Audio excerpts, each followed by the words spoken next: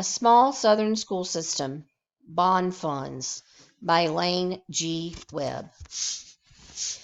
Mission of the project. The mission of the project concerning these bond funds was to upgrade multiple facilities around the school system and to update or recreate a football stadium that would include home and visitor bleachers, restrooms, and a track and field for those purposes. There were facilities that were brought up to the IDEA standards. A classroom building at that same school with the high school football stadium was renovated. 2 roofs were placed on schools, and an HVAC system was placed in one of the 4 middle schools. Also, a floor renovation took place at one of the middle schools. Here you see the artist rendering of the football stadium project to include the home side and the visitor side, as well as the parking lot and the track and the football field. In order to finance all of these upgrades, there was an $11.2 million bond at the disposal of the school system, and all of these upgrades were funded by that $11.2 million.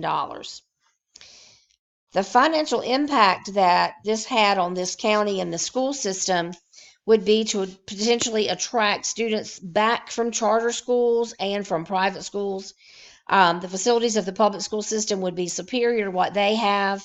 This would increase the average daily membership, and the funds that accompany that average daily membership would again add to the bottom line of the public school system. Potentially money from facility rentals would help the school system, and then greater attendance at the sporting events because of the new updated stadium could yield more money for the school.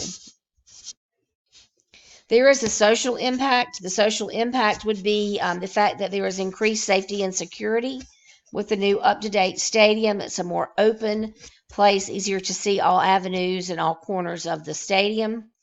The pride in the school system would be increased. The surface of the football field is more playable and has some injury-reducing landscaping. Appropriate a track for walking and jogging and running is also potentially available for the community.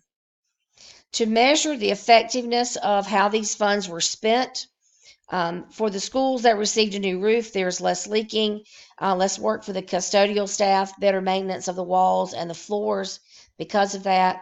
The new HVAC system ensured even temperatures, potentially less complaints by the faculty and staff and parents on occasion. And then for the football stadium, potentially increased football attendance, again, adds to that bottom line of what the school and school system have to spend in general funds. There are some strengths, weaknesses, and limitations. The major strength that came from this is a better relationship between the county commissioners, the school board, and the school system. Another strength was long overdue upgrades of the facilities. One of the weaknesses was that when the bond happened, it was a very transitional time for construction. And in fact, once the upgrades were to take effect, it was almost a 20% increase in the cost of the upgrades. Also, in this area where the school system is located, construction is booming, making it difficult for construction firms to accept the school projects. However, there were some things that some individuals wanted to be funded that didn't get funded, but most of those were an individual or two's kind of pet peeve or platform to get reelected to the school board.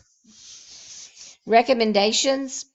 With the knowledge of the school system, the only recommendation I would have is that it potentially would have all funds spent equally between all 3 differing sections of the school system and the county. Each section of the county considers itself the best thing for one or the other. So there is some rivalry there. However, that would be the only recommendation, and I don't feel like that would really affect the financing so much of this particular bond. My references were minutes from the Franklin County School Board in December of 2019, as well as a personal interview with L. Webb taking place on Saturday, January the 25th. Thank you.